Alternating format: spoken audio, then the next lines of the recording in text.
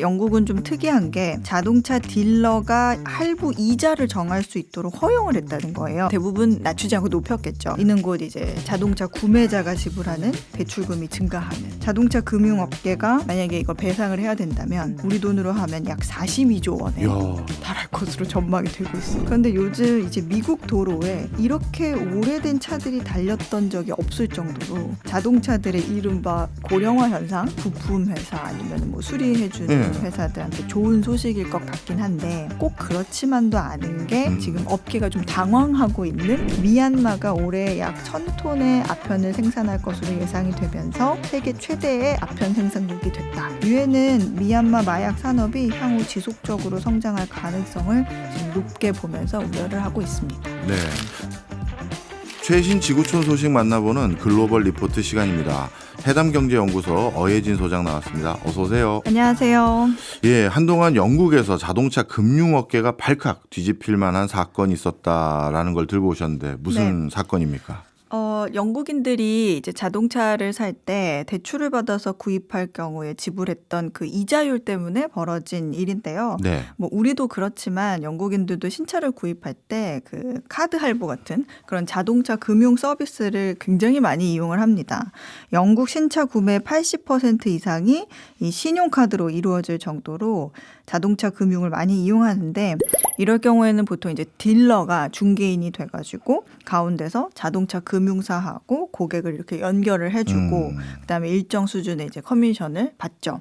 근데 그런데 영국은 좀 특이한 게 자동차 금융을 제공하는 업체, 그러니까 주로 뭐 은행이 자동차 딜러가 이 할부 이자를 정할 수 있도록 허용을 했다는 거예요. 네. 그러니까 딜러가 본인 재량껏 수수료를 낮추거나 높일 수 있다는 얘기인 거죠. 근데 뭐 그러나 대부분 낮추지 않고 높였겠죠. 네. 이걸 재량 수수료 계약이라고 하는데 영국에서 매년 약 200만 건의 자동차 구매가 이런 방식으로 판매가 되었다고 합니다. 그러니까 예를 들면 뭐 이런 거예요. 은행에서 제공하는 자동차 할부 이자가 6%라고 했을 때 딜러는 7%로 고객에게 안내를 하고 추가적인 1%는 본인이 받는 거예요. 근데 이자율이 높으면 높을수록 이 딜러가 받는 수수료가 높아지게 되고 이는 곧 이제 자동차 구매자가 지불하는 대출금이 증가하는 그런 결과로 이어지게 되겠죠. 네. 야, 이렇게 되면 뭐 자동차 종류에 따라서 또는 자동차 브랜드에 따라서 심지어 딜러에 따라서 이자율이 천차만별일 것 같은데 고객들이 가만히 있을까요?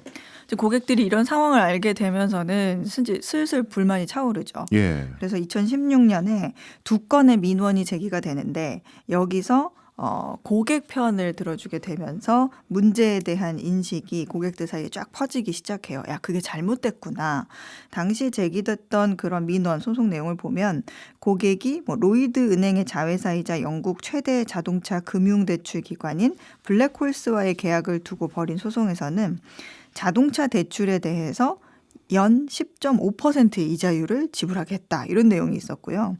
다른 하나는 바클레이즈 은행 계열사인 클라이드데일을 상대로 한 소송이었는데 고객에게 8.9%의 이자율을 지불하겠다고 합니다.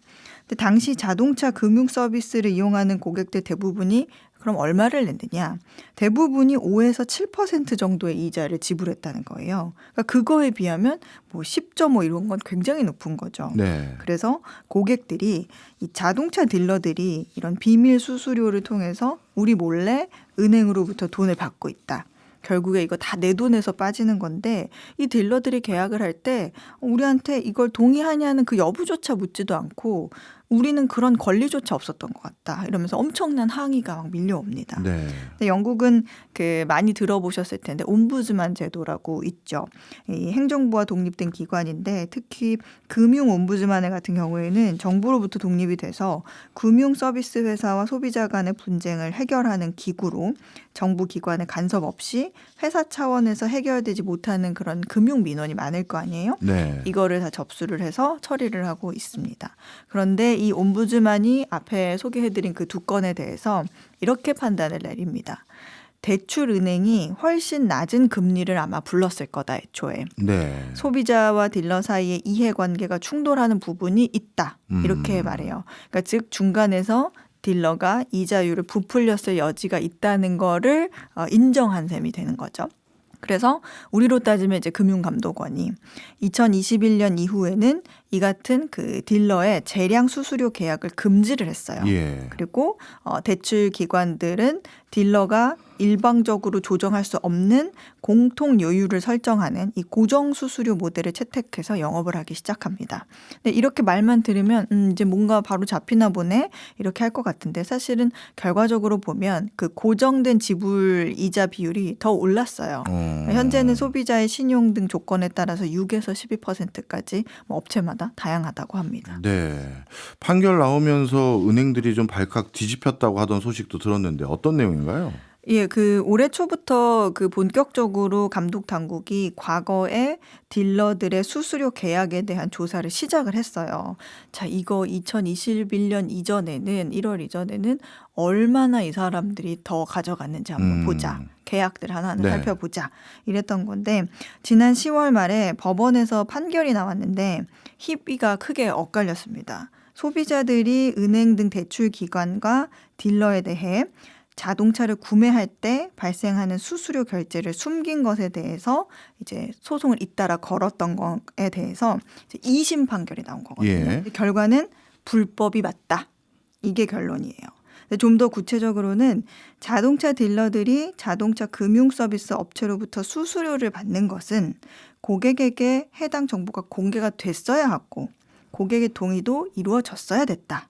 그런데 그게 아닌 경우라면 불법이다. 땅땅땅 이렇게 된 겁니다. 네. 그래서 앞으로는 소비자에게 대출 기관이 딜러에게 제공한 수수료 금액과 계산 방법을 알려야 한다. 이렇게 덧붙였어요. 근데 판결이 나온 직후에 영국 언론들이 야 이제 은행 큰일 났다.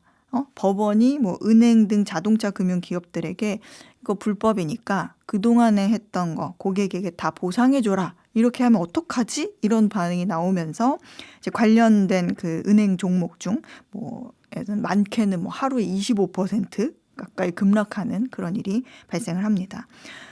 보상 대상은 2021년 1월 이전에 자동차 금융 계약을 통해서 자동차를 구입한 국민들인데요. 실제로 이렇게 계산기를 두들겨 보니까 자동차 금융 업계가 만약에 이걸 배상을 해야 된다면 감당하고 책임져야 할 어떤 법적 비용하고 네. 보상 금액하고 이걸 따져보니 한 최대 230억 파운드, 우리 돈으로 하면 약 42조 원에 이야, 달할 것으로 전망이 되고 있습니다. 금액이 어마어마하네요. 그러니까 지금 은행들이 긴장을 했던 거예요. 이때. 이 판결 이후에 이 클로즈 브라더스라는 그러니까 이 사건에 대해서 가장 많이 노출된 자동차 금융회사가 신차 대출 판매 서비스를 중단을 했고요. 또 대법원에 항소할 수 있는 기회를 주십시오 했는데 이제 기회를 줬어요. 항소할 네, 수 있게. 네. 그러면서 항소를 했습니다. 그래서 앞서 잠깐 언급했던 그 블랙홀스를 소유한 로이드뱅크 같은 경우에는 신규 자동차 금융 대출에 대한 수수료 지급도 중단하기로 했습니다. 네. 그럼 아직 대법원 판결이 남은 것 같긴 한데 앞으로 어떻게 되는 겁니까? 뭐 이게 배상금을 물어주게 될 수도 있는 뭐 은행을 비롯한 자동차 금융 회사들 중에 주요 기업들이 아까 말씀드린 것처럼 대법원에 항소를 할 수 있는 기회가 주어졌기 때문에 자격이 네. 주어졌기 때문에 완전히 이제 대법원 결론이 나올 때까지는 좀 봐야 되는데 이게 아마 한 내년은 돼야 되지 않을까 이런 얘기가 나옵니다. 그리고 이와 함께 소비자들이 또 얼마나 이게 손해를 받는지 계산을 또 해봐야 되거든요. 근데 이게 굉장히 또 복잡한 작업이 될 거라고 전망이 하고 있습니다. 네. 또 이번에 10월 판결 범위가 당초에 예상했던 것보다 꽤 넓어가지고 야 이거를 계기로 시장에 그동안 공개되지 않았던 뭐 수수료와 관련된 다른 소비자 금융 시장에도 이게 영향을 미쳐서 더 광범위한 타격이 올 수 있지 않을까 이런 얘기도 나와요. 네. 자동차 금융을 제공하는 회사들은 주로 뭐 은행 계열사인 경우도 많지만 자동차 제조업체들이 가지고 있기도 하거든요. 그러니까 수익성이 높아요. 이게 뭐 일례로 영국에서 포드가 작년 4분기에 벌어들인 뭐 11억 달러 수익 가운데 약 25% 정도가 자동차 금융 회사인 포드 크레딧에서 발생을 했어요. 그래서 일각에서는 자동차 제조업체에 대한 잠재적 타격이 될 수도 있다 이런 말도 나옵니다. 한편 이 사건을 두고 영국 언론들이 항상 비교하는 사건들이 있더라고요. 네. 기사 속에서. 이게 뭐냐면 과거에 거의 뭐 은행 금고를 한번 거덜낼 뻔한 사건인데 영국 지급보증보험 스캔들을 들어서 비교를 하고 있어요. 이건 뭐예요? 짧게 좀 말씀을 드리면 그 영국의 대다수 대형 은행들이 1980년대부터 이제 대출을 내어줄 때 지급보증보험을 곁들여서 판매를 합니다. 그래서 이걸 통해서 수익을 올렸어요. 지급보증보험이라는 거는 뭐 채무자가 사망을 하거나 뭐 병에 걸리거나 뭐 비자발적 실업 같이 뭐 돈을 못 갚게 되는 경우가 생기잖아요. 그럴 경우에는 이 보험자가 대신 책임을 지는 보험이에요. 근데 이거는 사실은 필수가 아니라 선택사항인데 네. 마치 대출을 받을 때 마치 필수인 것처럼 이걸 가입하지 않으면 대출을 못 받거나 아니면 대출 조건에서 불리할지도 모른다는 식의 분위기를 조성하는 그러니까 이른바 완전 불완전 판매를 한 거죠. 그래서 이게 적발이 되면서 은행에 우리 돈으로 약 90조 원의 손실을 입히게 되면서 영국 금융 서비스 역사상 최악의 불완전 판매 사태로 기록이 됐고 또 규모에 있어서 이번 사안과 비교가 되고 있습니다. 물론 이때 불완전 판매 훨씬 규모가 크긴 해요. 네. 알겠습니다. 다음 소식 한번 넘어가 보죠. 이번에도 자동차 얘기네요. 네. 미국에서 자동차 사용 수명이 코로나 이후 크게 늘었다. 이건 무슨 함의를 담고 있나요? 뭐 미국 하면 원래 뭐 자동차 오래 타기로 유명을 한데 뭐 운전을 시작하는 연령대가 아무래도 좀 이르고 그리고 미국이란 나라 자체가 차 없이는 생활이 어려운 지역이 많기 때문에 뭐 도시가 아니라면 미국에서 자동차는 뭐 약간의 편의를 높이기 위한 수단이 아니라 꼭 있어야 하는 어떤 생계 필수품 중에 하나입니다. 그렇죠. 그 대중교통이 잘 발달을 하지도 않았고 땅덩어리도 너무 넓어서인데 그래서 첫 차를 중고차로 시작하는 경우도 굉장히 흔합니다. 우리 소장님은 미국에 유학하고 계실 때 첫 차를 중고차로 하셨습니까? 네, 저는 중고차를 했는데 이게 예. 제가 학교 다닐 때도 예. 뭐 차 하나를 가지고 내가 두 번째 주인, 세 번째 주인도 아니고 네 번째 주인도 그래요? 뭐 아주 생소한 일은 아니었거든요. 근데 뭐 지금은 모르겠습니다만 그런데 요즘 이제 미국 도로에 이렇게 오래된 차들이 달렸던 적이 없을 정도로 자동차들의 이른바 고령화 현상, 이 예. 고령화 현상이 두드러진다고 합니다. S&P 글로벌 모빌리티가 집계한 자동차 차량 나이를 보면 10년 전인 2014년 승용차와 경트럭 평균 연식은 각각 11.4년을 기록했는데요. 이후 팬데믹 이전까지 변동이 거의 없는 모습을 보여왔습니다. 네. 그런데 팬데믹을 계기로 승용 차량의 운행 연수가 급격하게 늘어나면서 승용차의 평균 차량 나이는 14년, 그러니까 전체 평균으로 봤을 땐 12.6년으로 늘어났습니다. 네. 근데 이거는 물론 자동차 회사들이 점점 더 차를 잘 만들어서 견고하게 잘 만들어서 뭐 10만 마일, 뭐 한 15만 킬로도 거뜬히 타는 게 뭐 일상화된 것도 있긴 한데 코로나를 겪었던 2020년 이후 인플레 있었죠. 뭐 금리 상승, 공급망 문제 이런 거 있으면서 미국인들이 신차를 구매하지 않게 된 게 또 차량 고령화의 큰 이유입니다. 네. 연간 자동차 판매량이 코로나 이전에 약 1,800만 대에서 지난 4년간 1,500만 대 수준으로 감소했거든요. 그렇군요. 사실 요즘 진짜 차 잘 만들어서 네. 20만 킬로 타도 멀쩡해요. 정비 잘하면. 그러면 여러 이유들로 인해서 결국 한 차 사서 여러 명이 오래 타고 다니니까 부품 업체들한테는 좋을 것 같은데요.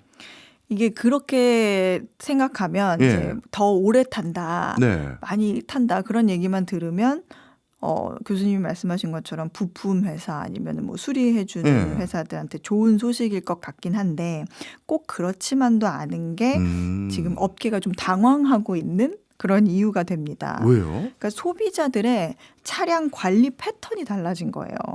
그러니까 자동차 회사의 보증 기간이 지나는 한 뭐 10년 정도 운행을 하면 자동차들이 그제서야 좀 슬슬 이제 잔고장이 나오기 시작하잖아요. 뭐 어디선가 막 삑삑 소리가 난다든지 아니면 이제 뭐 그 사이에 타이어도 뭐 많이 마모되고 그런데 예전 같으면 타이어도 이 내 차량 모델에 적합한 그러니까 미국산.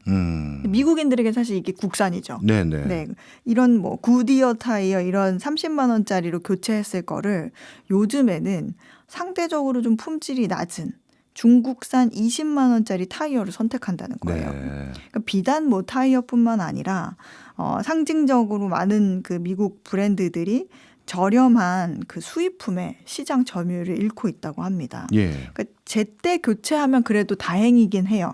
뭐 타이어든 뭐든 이게 엔진 오일이든 제때 교체하면 다행인데 이 차량 정보 회사 카펙스에 따르면 미국 자동차의 30%가 타이어 교체를 미루고 있고 예.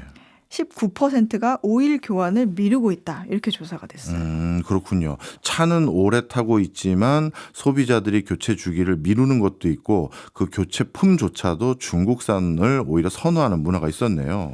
또 한 가지가 전기차가 그래도 미국에서도 점점 늘어날 거 아니겠습니까? 그렇다면 기존 차량 유지나 정비 이것도 위축되는 요인으로 작용할 것 같은데요. 전기차는 아무래도 내연기관차에 비해서 부품이 한 뭐 60% 이상 줄어들잖아요. 예. 그러니까 대표적인 게 오일을 교환할 필요가 없어지죠. 그러니까 이것 때문에 앞으로 뭐 전통적인 부품이나 뭐 수리 비즈니스가 위축될 수 있다 이런 말이 나오는데 현재로서는 아직은 뭐 전기차 전환 때문에 시장 위축이 나타났다고 하기에는 조금 이른 감이 있는 것 같고요. 그것보다는 이제 앞서 언급한 경제적 부담 외에 또 재택근무가 또 증가를 하면서 차를 잘 안 쓰고 이제 거의 모셔두게 되는 거죠. 댁에만 계시는 그런 오래된 할아버지 차량이 늘어나는 겁니다. 예. 그러니까 고령화되는 상황이라서 수리받고 뭐 부품 교체할 일이 줄었다? 이게 더 맞을 것 같습니다. 다행인 거는 그 주행 거리가 팬데믹 당시 급격하게 감소를 했다가 최근 들어서는 이제 2019년 수준으로 회복이 됐다고 합니다. 이제 다만 아까 자동차 수리를 미루고 있다고 했잖아요. 예. 그래도 미루고 미뤄도 어쨌든 바꿀 때가 되면 결국엔 바꿔야 되잖아요. 네. 고칠 건 고쳐야 하기 때문에 좀 뭐 경제적 상황이든 금전적 상황이든 이런 분위기가 좀 나아지면 나중에 갑자기 그 수요가 크게 몰릴 그런 가능성도 있죠. 네, 알겠습니다. 오늘 하나 더 들어보죠. 미얀마가 세계 최고의 아편 생산국이 됐다. 이건 무슨 소식인가요? 그 아편이 정확히 뭔지 먼저 좀 설명을 해드려야 될 것 같아요. 우리가 많이 들어보긴 했지만 예. 우리가 왜 이런 얘기 많이 들어보셨을 거예요. 집에서 양귀비꽃 함부로 키우면 잡혀가. 뭐 이런 얘기 들어보신 적 그럼요. 있죠? 예. 근데 사실 양귀비도 그 우리가 흔히 이렇게 시장에서나 뭐 정원에서 볼 수 있는 양귀비가 아닌 그 마약성 양귀비 품종이 따로 있거든요. 아. 네, 근데 양귀비 꽃이 지면 열매가 이렇게 동그랗게 생겨요. 예. 근데 열매가 맺히는데 이 열매가 덜 익었을 때 그 열매의 표면을 이제 주변에 칼로 다 이렇게 상처를 내면 네. 거기에서 이제 진액이 나와요. 네. 근데 이 진액이 굳어진 걸 덩어리로 만들면 이게 바로 아편이거든요. 그러니까 생아편 정확히는. 근데 이 여기에는 이제 뭐 아시다시피 모르핀 등의 마약 성분이 들어 있어서 아주 오래전부터 이제 약용으로 쓰기도 했죠. 그러나 이걸 남용하게 되면 중독성이 굉장히 강하기 때문에 끊기가 어려운 예. 정말 평생을 참으면서 살아가야 되는 그야말로 이제 폐인이 될 수 있는 약물입니다. 그래서 19세기에 뭐 영국과 청나라 사이에서도 이 아편 때문에 전쟁이 일어났을 정도로 돈이 되기도 하면서 또 경제 발전을 한편에서는 저해할 수도 있는 무서운 존재이기도 합니다. 미얀마에서 아편이 많이 생산된다 이런 뉴스는 뭐 지속적으로도 나왔고 원래 이제 미얀마 하면 아편 많이 생산되는 국가 이렇게 알려져 있긴 합니다. 예. 그런데 그럼에도 불구하고 미얀마는 아프가니스탄 다음 가는 두 번째 아편 생산국이었어요. 예. 근데 며칠 전에 유엔이 보도자료를 냈는데 미얀마가 올해 약 1,000톤의 아편을 생산할 것으로 예상이 되면서 아프가니스탄을 제치고 세계 최대의 아편 생산국이 됐다. 이렇게 밝혔습니다. 예. 양으로 따지면 아프가니스탄보다 3배 가까이 많은 그런 규모가 됐어요. 근데 이렇게 역전이 된 건 아프가니스탄 그 집권 세력인 탈레반이 지난해 그 불법 마약 근절을 선언을 하면서 예. 아프간 생산량이 95% 거의 대부분이 줄어든 덕분입니다. 예. 그러니까 1등의 생산량이 줄어서 자동으로 2등이 된 것도 그것만 또 아닌 게 예. 미얀마가 2014년에서 2020년까지는 여기에서도 나름대로 작물 대체 프로젝트를 또 했고 그다음에 경제 기회 개선 활동을 해가지고 우리 아편 재료인 양귀비 재배 좀 덜 하도록 이제 다른 작물로 이제 바꾸도록 노력을 했어요. 그래서 네. 꾸준히 감소세를 보였는데 2021년 이제 내전이 생기면서 내전 이후에 다시 급격하게 이 아편 재배가 늘어납니다. 그래서 실제 생산량이 2021년 대비하면 2배 정도가 늘었습니다. 아, 이 내전에 참여하는 누군가가 아편을 자금줄로 이용하는 냄새가 확 나는데요. 네, 그렇습니다. 뭐 미얀마는 역사적으로 뭐 100여 개가 넘는 민족 집단들이 모여 있는 나라라서 뭐 영국 독립 이후에 지금까지 크고 작은 내전은 많이 겪어왔습니다. 네. 그러다가 지난 2021년 군부 쿠데타가 발생을 해요. 이 쿠데타로 정권이 장악이 되고 또 이에 맞서는 반군과의 내전이 좀 격화가 됐습니다. 근데 미얀마 경제와 안보 상황이 크게 악화된 상황에서 이 반군 무장 단체가 이 혼란이 있으니까 네. 양귀비 재배 단속이 좀 소홀해진 안 되는 지역을 중심으로 해서 이 양귀비 재배를 늘려온 거예요. 그래서 아편을 자금원으로 이용하고 있는 건데요. 국가적 개선 작업으로 양귀비 재배 아까 그 손을 뗐던 그런 농부들도 갑자기 나라가 이런 내전 생기면서 어려워지니까 다시 돈이 되는 아편 재배업으로 돌아올 수밖에 없었던 겁니다. 네. 근데 문제는 아편 재배 농부들에게 돌아오는 수입도 더 늘기는 했는데 내전으로 이제 경제가 망가지면서 물가도 결국에 오르잖아요. 네. 그리고 통화 가치도 하락을 하고 그리고 비료나 연료 비용 이런 것도 상승을 하고 그러니까 수입이 늘었다고 해도 정작 이게 구매력의 증가로는 이어지지 못하고 있는 그런 상황입니다. 유엔은 미얀마 마약 산업이 향후 지속적으로 성장할 가능성을 지금 높게 보면서 우려를 하고 있습니다. 네. 미얀마가 특히 동남아시아에 위치한 국가라서 그런지 미얀마에서 마약 재배를 많이 하게 되면 그게 태국이나 우리나라 사람들이 많이 여행 가는 그런 곳에 네. 많이 또 퍼진다고 하더라고요. 국제사회에서 좀 더 관심을 가져야 될 것 같습니다. 알겠습니다. 지금까지 어혜진 소장이었습니다. 고맙습니다. 감사합니다.